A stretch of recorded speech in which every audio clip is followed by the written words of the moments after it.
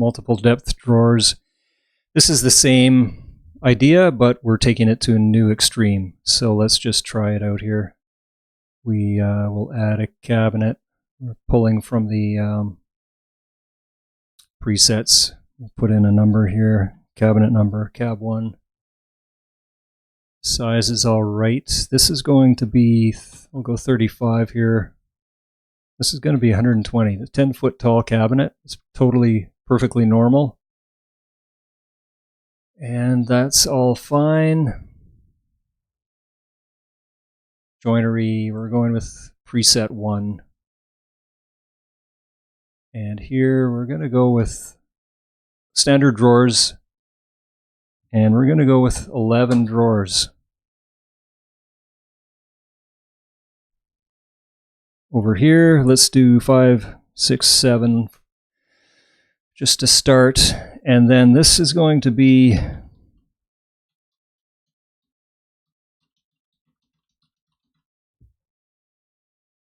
sort of a cascading series of slide depths. So we're starting at 11 here, 11 drawers. There it is. Edge banding, we're going to leave that off for right now. And then interiors, we want to make sure there's nothing going on. We don't want any of that right now, so we'll just turn that off. Fixed shelves, no, none. Save.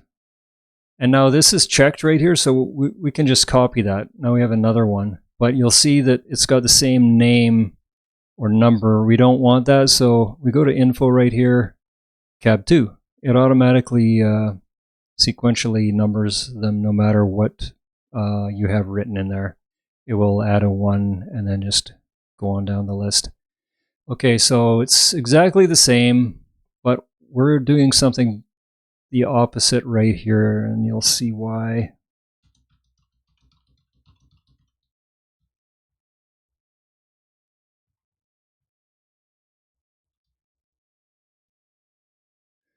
The opposite sequence. Standard drawers, 11 drawers. No edge banding. Interiors are the same as the other cabinet. It's all been copied over. So that's it. We've got our 2 cabinets, and I'm just going to do a save here. It's a good idea sometimes just to lock it in before we generate parts. Not normally necessary, but it can be. Sometimes there's a setting that is not 100% locked in, so that will help in those rare cases. And then we go to BricsCAD, generate the parts in BricsCAD. There they are, 2 cabinets grouped. And so what I'm going to do is just rotate this around 180.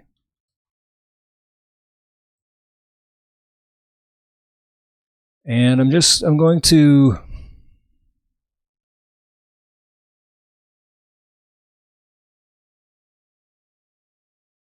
color by layer.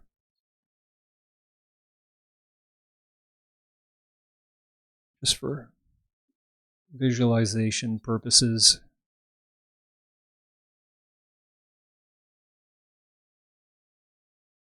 Okay, got our 2 cabinets.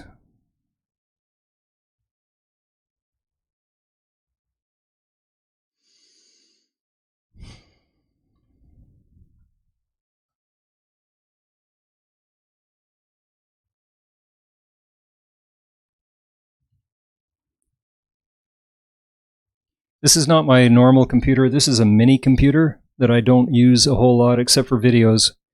And it's not a powerhouse. It's a little slow, and it also, I don't have a lot of the shortcut keys, so I have to type a lot more to get this to do what I want.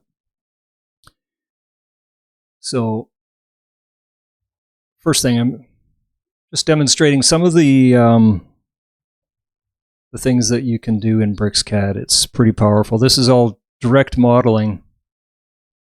And this is a big advantage over a lot of other cabinet software for the reason that They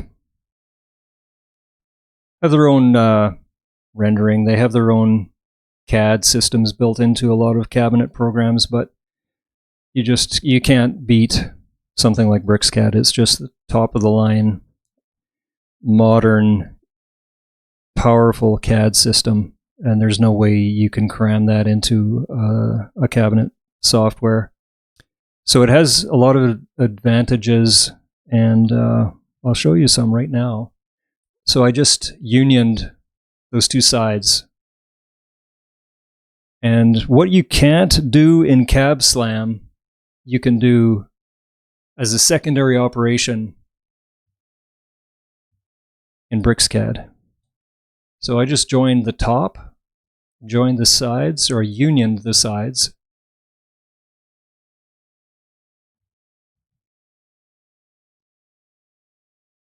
And I'm going to...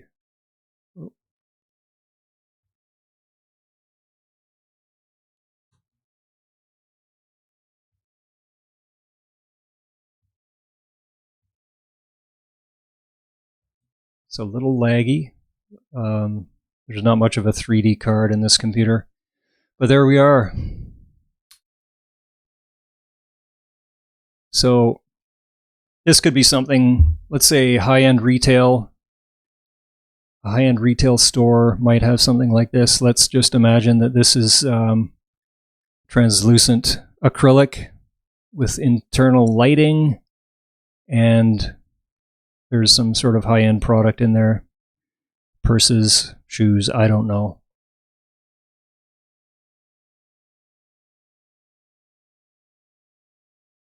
But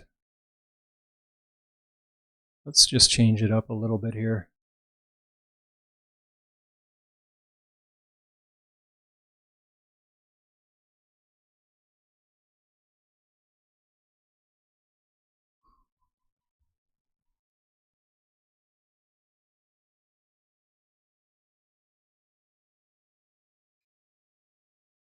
Okay, that's that.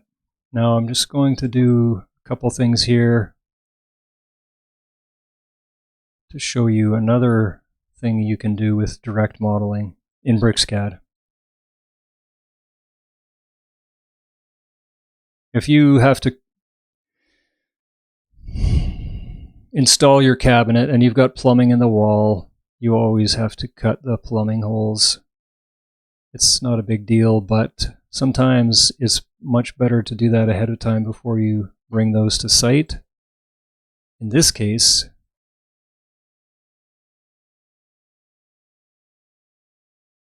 you don't want to be hanging around in the Prada store making dust if you don't have to. Okay, so direct modeling. There's some solids. This is all solids. There's no surfaces. There's no meshes here. No polyface entities. This is all solids. So everything has a mass, a volume. If you wanted to weigh this, you could. And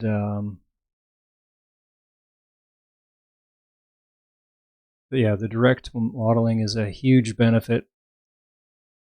So what I'm doing right now is a combination of BricsCAD and CABSLAM. I'm just going to put this on another layer.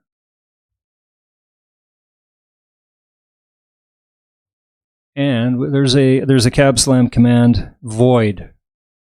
Let's see what void does. A little laggy.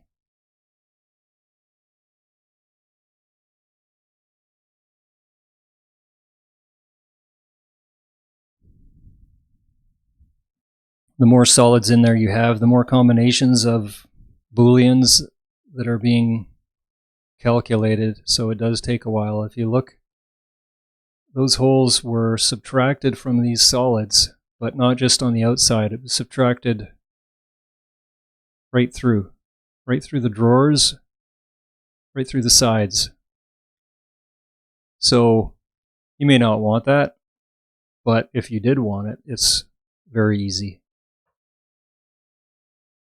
Actually, what I would think would be a better way to go here would be to just turn off the drawers and try that again, and leave the drawers as they are so they don't get compromised.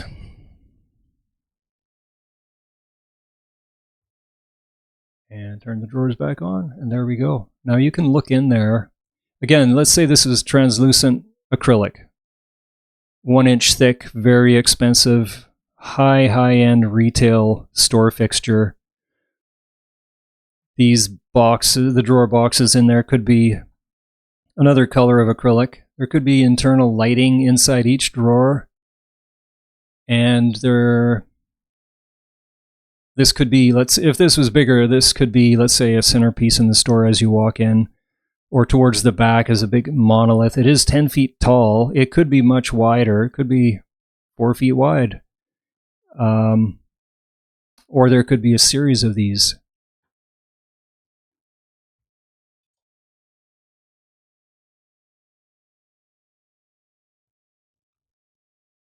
That's it. And then, so these are all machinable. You can actually cut these. Let's just see what it would look like.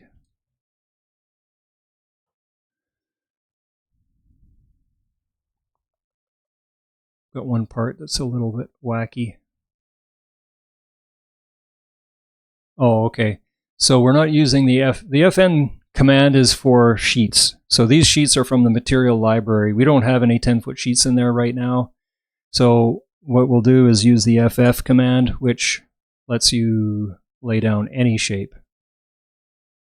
And we have all our drawer parts here, all different depths already. And there's our sides. 1, 2. And these, again, are ready for DXF creation.